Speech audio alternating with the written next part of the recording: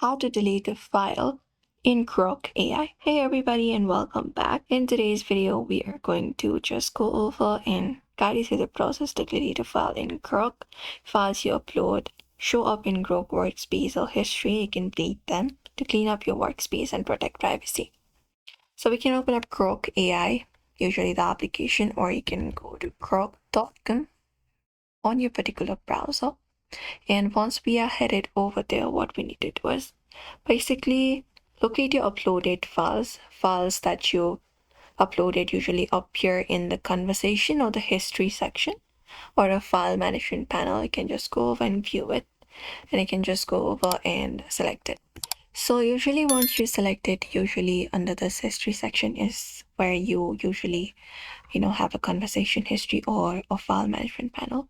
So you can scroll to the file and usually look out for the three dot like this, the options, and click on it.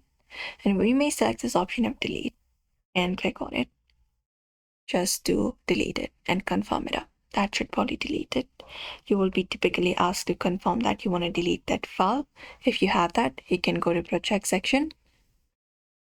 And within project section also, if you have any projects, you just need to find the trash bin icon next to the project and just go over and click on it and confirm it up. You can just go over and confirm the delete option as I showed earlier and do that in order to remove it completely.